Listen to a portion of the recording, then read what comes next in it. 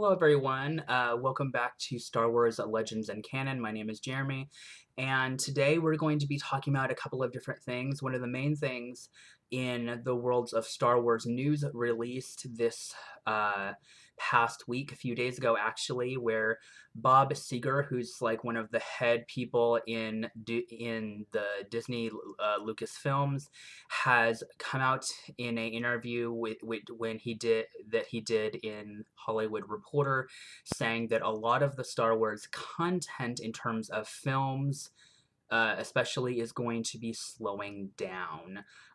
Because I think it was either sometime last year or in 2016, it was announced that there was going to be a new Star Wars film every single year. Excuse me. And when that came out, I was like, "Oh, okay." And I had heard like this was like a 10-year plan for them, and they were going to be releasing a new film every single year, and at the same time, I was excited, but on the other hand, I was like, I think a new film every year is a little bit pushing it. I think that's a little bit too much too quickly. Um, and especially we had Last Jedi came out last December, and then 5 months later, Solo released, and I just feel like that was way too fast, way too quick. I think if maybe Solo could have been pushed to say December of this year, I think the reaction from it would have been a lot better. It would have been a year after Last Jedi came out, and I think it wouldn't have been so rushed. I have not gotten the chance to see Solo, but I still think, from what I've heard, it's pretty. Some people love it and some people don't, kind of like with The Last Jedi.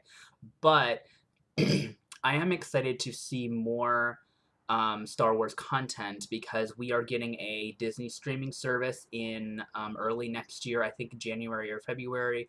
We're getting a live action Star Wars series. Rian Johnson is getting his own series, as well as a couple of other writers are teaming up. There's a couple of writers that worked on Game of Thrones that's doing their own Star Wars series, which makes me incredibly nervous because I'm not really a big Game of Thrones fan. It's just a little bit too much violence, unnecessary things for me in that department.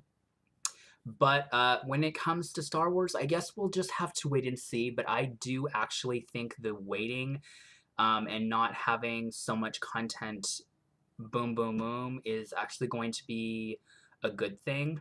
Because I would much rather them take their time and make a film that is really great instead of having a half assed production project and the film just lacks so much more. So I am quite excited about this news. Some fans are kind of I kind of want a movie every year, and I mean, they could still do a movie every year, but there's so much new Star Wars content that they are that's in the works for the net for, especially in 2019 alone. There's so much, not even counting novels, and I wonder if the Star Wars canon novels are going to be, or at least the newer ones, are going to be slowing down in that aspect as well, because typically every time they release a new Star Wars movie, there is at least a small handful of novels that tie into the film in one way. When Solo came out, we got two. We got Most Wanted, which was written by Ray Carson, and we got what's that one called? Last Shot by Daniel Jose Older.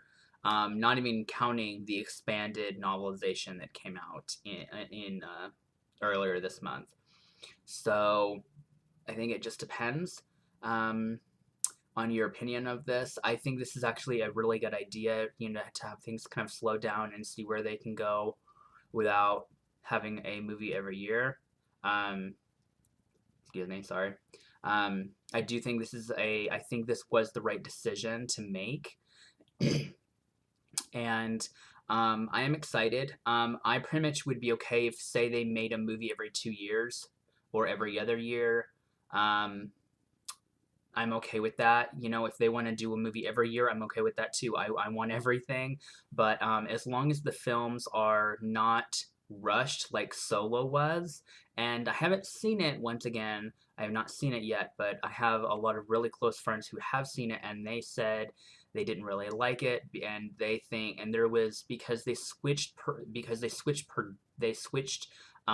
directors very early on. I forgot who the original director for Solo was, and then it was switched to Ron Howard, which Ron Howard is a phenomenal director, and I think he did the best he could with the time that he had. So I don't really blame the box office failure on him. I mean, there was a lot of reshoots with both directors, well, all the way around, so it's not a complete surprise that it didn't completely go as well as they wanted it to, because, and for all intents and purposes, the film was a box office bomb.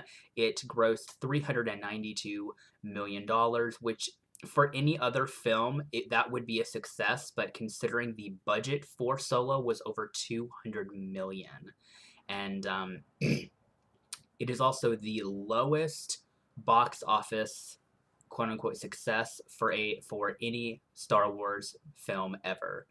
I think the Clone Wars animated film that released in theaters, I think that one was the only one that was actually lower, but that's an animated one, so it's not officially considered like an official film or anything. So let me know what you think on this decision. I personally think it's a great idea. I will leave the interview that Bob Iger did in the Hollywood Reporter in a link below. And until next time, may the force be with you.